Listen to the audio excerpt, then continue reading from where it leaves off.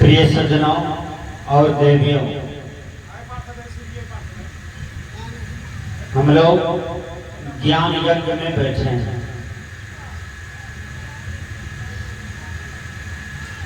ज्ञान यज्ञ से बड़ा दुनिया में कोई यज्ञ नहीं होता है। बेटा का शादी करना भी यज्ञ है, बेटी का भी शादी करना यज्ञ है, भगत करना यज्ञ है, मुंडन करना यज्ञ है। कि दुनिया में कोई आदमी अपने दरवाजे पर सत्संग करता हो, ज्ञान यज्ञ करता हो, इन यज्ञों से बढ़कर दुनिया में कोई यज्ञ नहीं है। भगवान कृष्ण से पूछा जाता है, अर्जुन प्रश्न करते हैं, हे भगवान आप कौन सी यज्ञ में विराजमान हैं? अल्लाह अकबर वाला में है कि मंदिर में भगवान जो रहते हैं, आस्था से जो आप लोगों को पूजा करते हैं हिंदू समाज, उसमें रमण करते हैं कि गिरजा घर वाले में आप रहते हैं? भगवान कृष्ण जवाब देते हैं, अर्जुन मैं तो सब जगह रहता हूं, लेकिन यज्ञ की जहां तक बात है तो मैं ज्ञान यज्ञ में विचरण करता हूं। मैं ज्ञान यज्ञ को श्रेष्ठ मानता हूं। आप लोग अभी कहां बैठे हैं? ज्ञान यज्ञ में। ये ज्ञान यज्ञ में सब नहीं पहुंच पाते हैं, कोई कोई बिरले पहुंच पाते हैं। मैं बता देता हूं,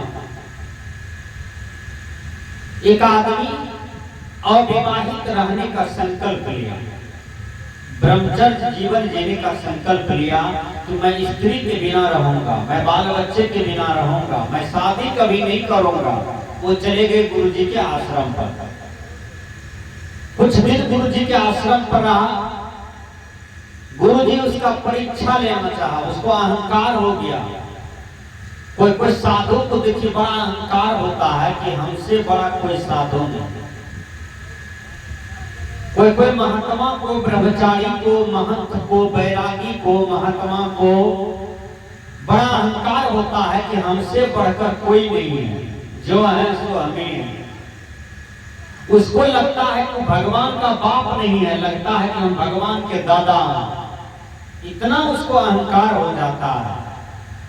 और आप जानते हैं कि अहंकार भगवान का भोजन है, ईश्वर का भोजन है। अहंकार आ जाए किसी भी व्यक्ति को तो उस आदमी को टोला समाज में नहीं रहना चाहिए। उसको कहाँ रहना चाहिए? शमशान घाट में उसको चले जाना चाहिए, कुछ दिन वहीं रहना चाहिए। बार बार लाश को जलते देखेगा तो उसका अहंकार खत्म हो सकता है। इसलिए स्वामी शंकराचार्य लोगों से निवेदन करते थे कि आए घमंडी लोगों, जिस धन का, दौलत का, रूप का, जवानी का, जाति का अहंकार है तुमको, इस अहंकार विकार से मुक्त होना चाहते हो तो शमशान घाट में बैठो बराबर। या शमशान घाट में बैठोगे तो लाश को जलते देखोगे, मुर्दा को जलते देखोगे तो तुम्हारा अहंकार खत्म हो सकता है। क्योंकि तुमको पता चलेगा कि आदमी क्या लेके दुनिया से गया। हमारा भी नंबर लगेगा, पैसा ही हम भी चले जाएंगे, अहंकार समाप्त हो सकता है।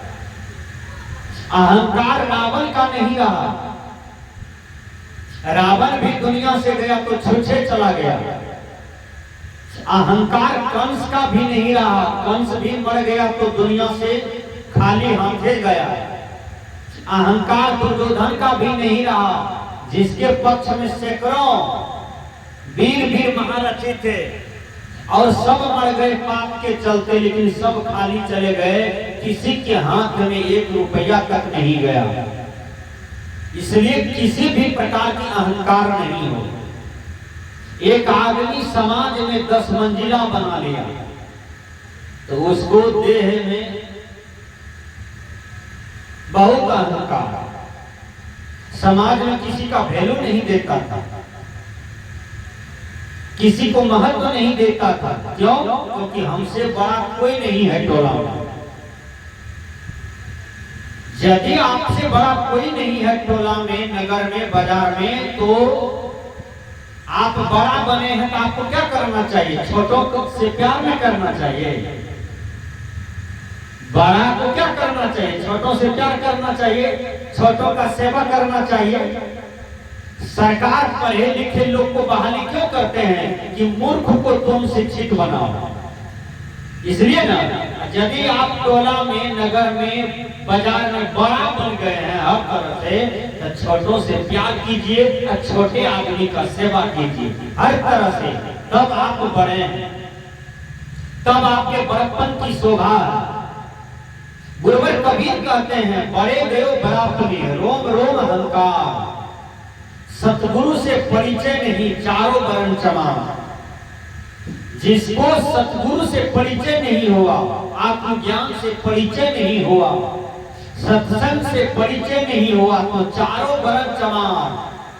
कहते हैं जब जब वह मरेगा जिएगा, जिएगा मरेगा, तब तब वह हार चांद में ही प्रवेश करेगा, तब तब वो दुख में ही ग्रसेगा, दुख में ही जाएगा, वो मुक्त नहीं हो पाएगा। कोई मर जाता है आपके समाज में, तो आप पंडित जी को 14 दिन तक क्रियाक्रम करवाते हैं। अब करवाते करवाते पंडित जी से क्या कहते हैं, हमारा माए बाप का गत मिले कि नहीं? पंडित जी कह दिया हाँ, तो संतुष्टि मिल जाता है। पंडित जी की क्रियाक्रम करने से गति नहीं मिलता। आपको तिलान, सतलान, नौकेश, श्राद्ध, संपीड़न करने से माँ बाप को गति नहीं मिलता है। ये सब मिथ्या है, ये सब आडंबर है, ये सब महाझूठा है। यदि माँ बाप की गति की बात करते हैं तो हर व्यक्ति अपने ही कर्म से गति को प्राप्त करते हैं। जीवन भर पाप किया है, श्राद्ध संपीड़न कर दीजिएगा तो उसको भगवान के घर में मुक्ति मिल जाएगी? नहीं मिलेगा। जीवन भर पुण्य काम किया है, अब कोई श्राद्ध संपीड़न उसका नहीं कीजिए तो कोई दिक्कत नहीं। समाज में हर आदमी कहेगा वो आदमी बढ़िया था, तो उसको मुक्ति मिल गया, उसके जीवन में शांति मिल गई। इससे बड़ा श्राद्ध संपीड़न कुछ नहीं है। मैंने कहा कि सत्संग हमारे जीवन को बदल देता है, हमारे जीवन को परिवर्तन कर देता है, हमारे जीवन से भ्रम को भगा देता है। आज हमारे घोलटू बाबू रसदमपुर के धरती पर ये ज्ञान यज्ञ करवा रहे हैं। मैंने इसको आशीर्वाद दिया था। इनको दोनों पति पत्नी को संतों पर काफी श्रद्धा है। मैं कभी कभार चंदा लेने आता हूँ रसदमपुर, तो घोलटू बाबू और उसकी पत्नी 10 किलो अनाज, 15 किलो अनाज, 21 किलो अनाज गाड़ी पर रख देते हैं, बाबा लेते जाइए। दान करने में हमारे आनंदी बाबू आपके बगल में रहते हैं, किराना दुकान चलाते हैं। इनका किराना सामान पूरे घर घर पहुंचते हैं।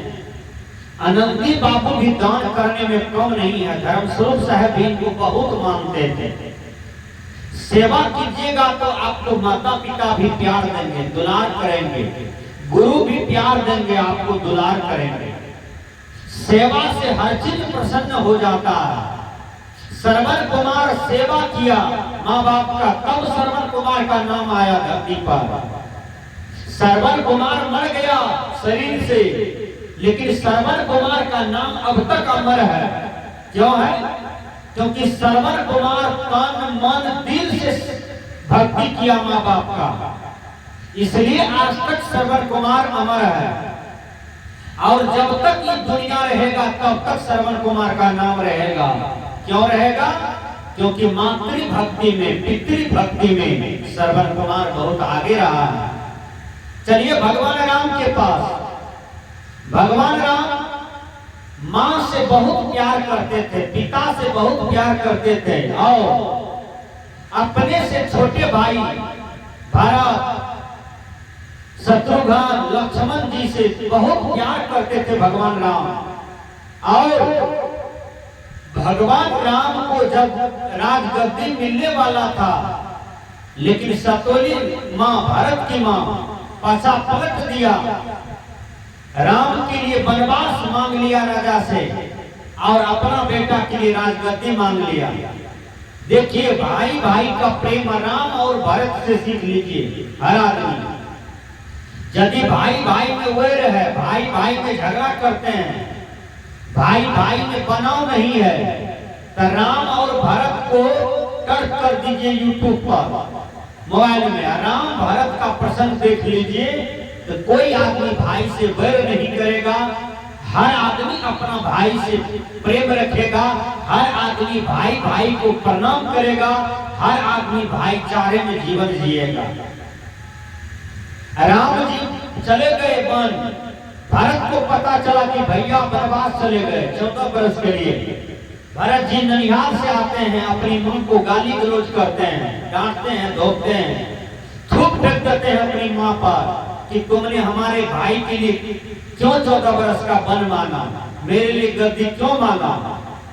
क्योंकि गुरु से शिक्षा मिला था कि बड़े भाई का आदर करना, बड़े भाई को पूज्य मानना, बड़े भाई के चरण छू के प्रणाम करना।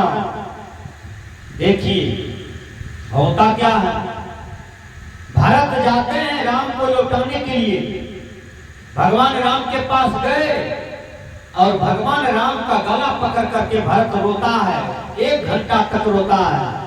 भगवान राम भी रोने लगते हैं और कहते हैं पगले तू क्यों रोता है, राम तेरा जिंदा है, तुमको कौन सी दुख है।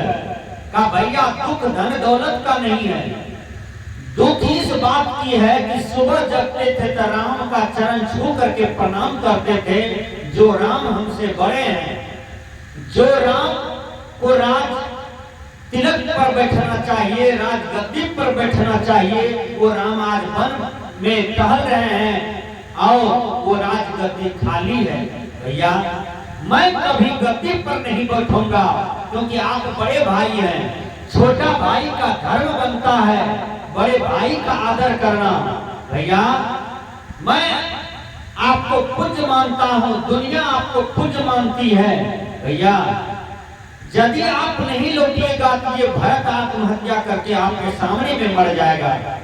तब राम समझाते हैं, 1 घंटा समझाया राम भरत को।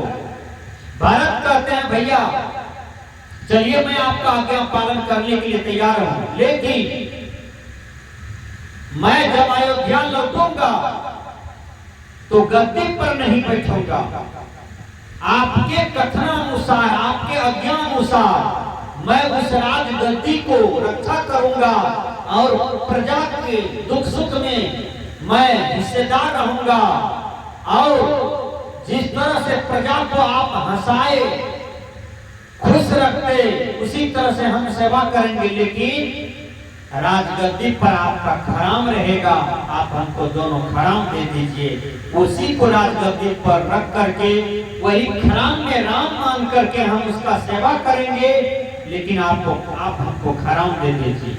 देख लीजिए भरत भाई भगवान राम के खराम रख दिए राजगद्दी पर, उसको प्रणाम करके राजगद्दी का सेवा किया। और यहाँ भाई को चप्पले से मारता। देखिए कैसा जमाना है, भाई भाई को गाली देता है, भाई भाई से मनमुटाव करता है। पता नहीं कौन सी अज्ञानता में लोग जीते हैं, कौन सी मूर्खता में लोग जीते हैं, कहा नहीं जा सकता है।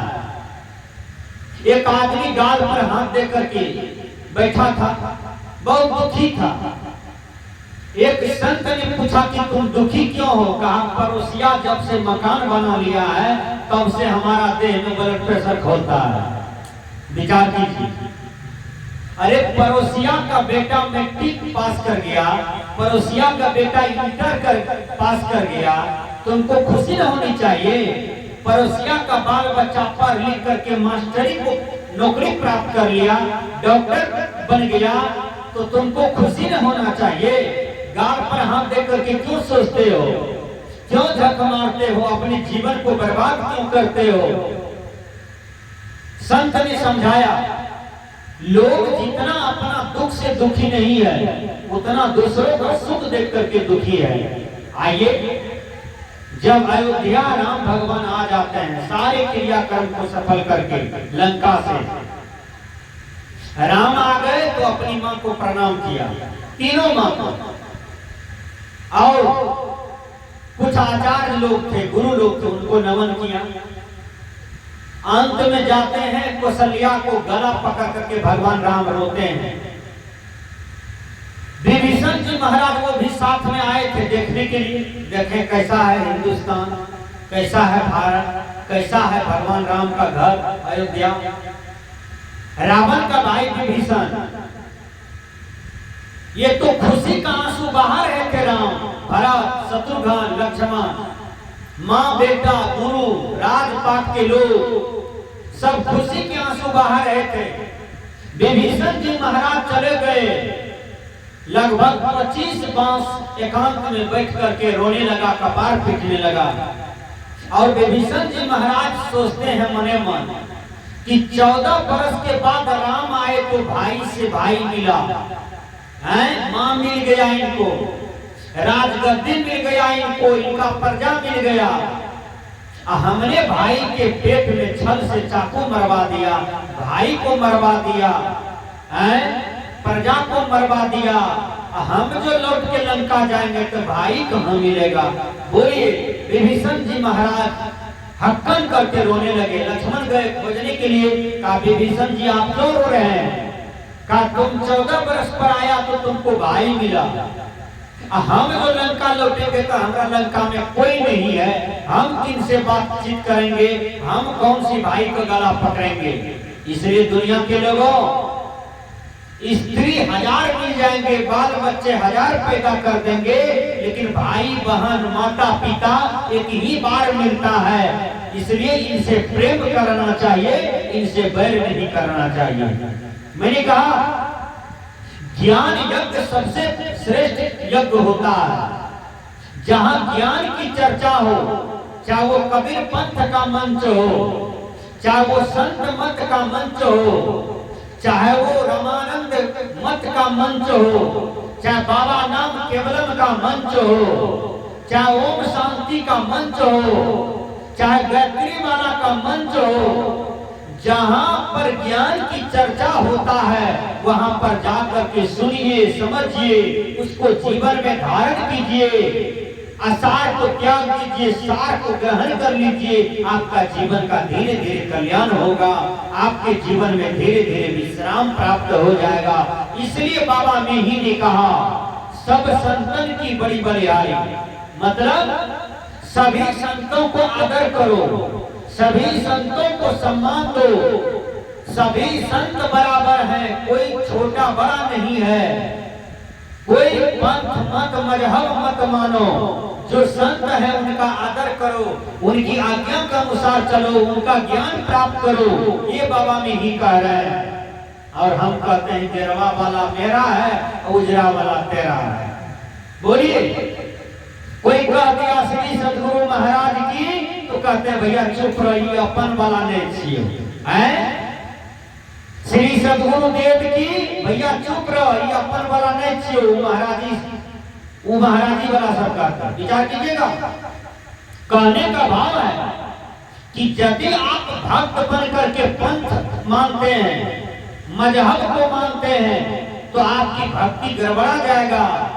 कबीर साहब ने कहा अंधे नगरी चौपट राजा है, जहां गुरु अंधा हो तो चेला अंधे न होगा। इसलिए गुरु कीजिए जान के, पानी पीजिए छान के, गुरु बढ़िया कीजिएगा तो ज्ञान बढ़िया होगा, बढ़िया गुरु का विचार सुनिएगा तो ज्ञान भी बढ़िया होगा। अनहर गुरु बहिर चेला दोनों नरक में फैलम फैला। कहते हैं आंख वाला गुरु करना चाहिए। मैं बता देता हूं कैसा गुरु करना चाहिए। बंद मुक्तम ब्रह्मनिष्ठम कृत कृत भजत गुरम यश प्रसादात संसार सागरे पुष्पदाते। नीतिकार कहते हैं कि जो बंधन से मुक्त हो, ब्रह्मनिष्ठ हो, आचरणवान हो, जैसे गौ की पूंछ को को पकड़ करके मनुष्य नदी पार कर जाता है, उसी प्रकार ऐसे गुरु के चरणों में लगिए, तब आप इस दुनिया में भव पार पा जाएंगे, वह गुरु का ज्ञान रूपी पुछड़ी पकड़ करके। सजनों, गुरु कबीर साहब भी हुए थे एक पहलवान। कहा जाते हैं आज कबीर साहब को हम गुरु बना लेंगे। ध्यान से सुनिएगा। पहलवान लगभग 4 बजे सायंकालीन में निकले। 4 बजे हमारे कारी बाबा यहाँ पर आ चुके थे, तो 4 बजे के क्रम में वो पहलवान निकले कबीर साहब के आश्रम पर। कबीर साहब, गर्मी का मौसम था, उस समय रोड उतना नहीं था, ट्यूबवेल उतना नहीं था, केवल कल कुआं था, ट्यूबवेल भी नहीं था। तो कबीर साहब के आश्रम में कुआं था, 10, 15, 20 ब्रह्मचारी थे आश्रम में। कबीर साहब 4 बजे निकले, अपने आश्रम को छोड़ करके रोड पर टहलने के लिए निकले। तो टहल रहे थे, पहलवान आ रहा था। कबीर साहब सब्जी पर बैठे हुए थे। उस समय कच्ची सड़क था, हर गांव में था ना, कच्ची सड़क था। तो कबीर साहब सब्जी पर बैठे हुए थे सड़क पर। पहलवान कहता है, बुढ़वा बगल होइए, हमको जाना है कबीर साहब के आश्रम पर। तो कबीर साहब मन ही मन सोचे कि इसको तो कबीर आश्रम पर जाना है, कबीर तो हम ही हैं, कबीर का इनको बोध नहीं है, इसलिए ये बोल रहे हैं।